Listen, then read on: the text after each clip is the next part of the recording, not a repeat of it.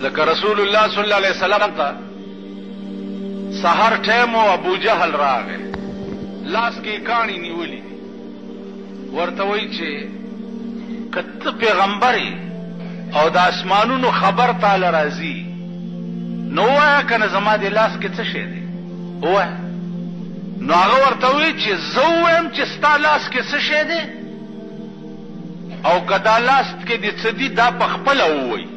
ابو جهل لعین ورته وایي چې زما لاس کې څه دي دا په خپله نشي ویلی، ته ووایه. نو رسول الله صلی الله علیه وسلم د هغه د لاس ته په یو ګوته اشاره وکړه چې داسې اشاره یې ورته وکړه نو د لاس دننه نه آواز راغی چې لا اله گفت الا الله گفت گوهر احمد رسول الله صفت. لا اله الا الله محمد رسول الله. مونږ د ابو جهل په لاس کې کاڼي یو او دومره یو. ابو جهل هغه کاڼي په ځمکه راوویشته ویلې په دې جادو چلو. داسې داسې معجزات، داسې داسې معجزات. یو ښکاری دی یو اوسۍ نیولې ده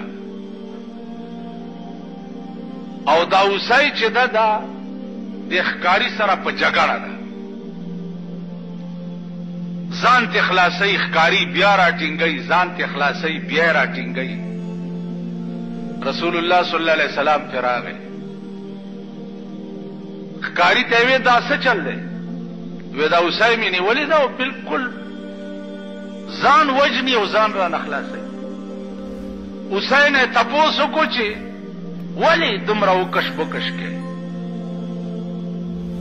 او اوسۍ ورته ووایي چې د دې غره شاته مې یو دوه بچي دي، ځان ته دې له خلاصومه چې دومره مې پرېږده چې هغې له تی ورکم نو بیا راځم درته.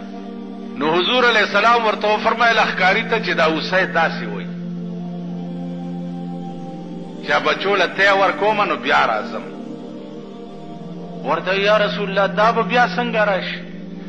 پیغمبر علیه السلام فرمایي چې زه ورته یې وایي چې زه به په ضمانت کې کینم در سره، که دا اوسۍ رانله نو تاوان به یې زه درکم، خدا پرېږده.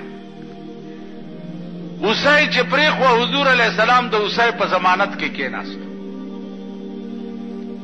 چې کېناستو اوسۍ په منډه لاړه او بچو ته یې وویل چې زر ته یې وروئ د دواړو جانو سردار مې ستاسو په ضمانت کې کېنولی.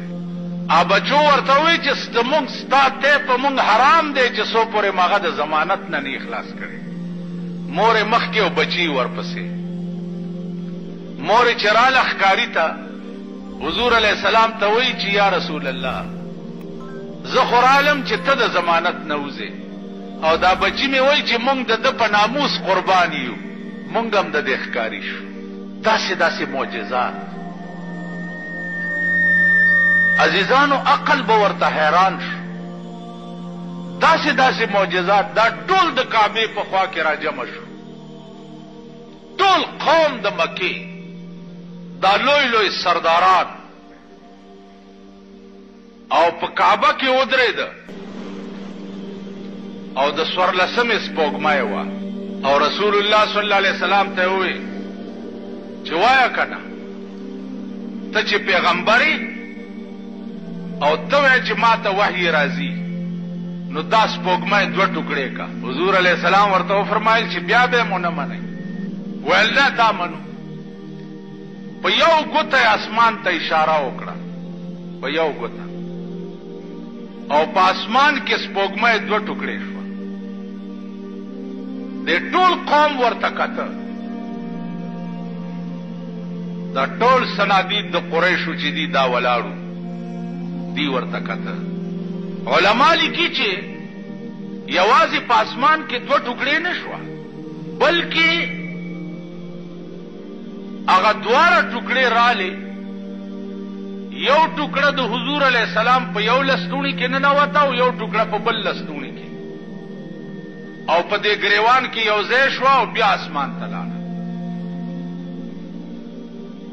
دا منظر چې دی د ټولو صنادیدو د قریشو ولیدو، وی کتل. جواب یې څه و؟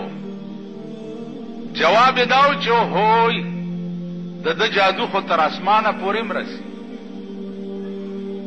دا جواب. نو عرض مې دا و چې دا څه نوې خبره نه ده. علماء حقاو په هره زمانه کې د حق خبره کړې ده او تر قیامته پورې به داسې خلق پیدا کیږي چې هغه به د حق کلمه وایي، چپ به پې نه پاتې کیږي. باقي خدای پوهېږي او قوم یې پوهېږي.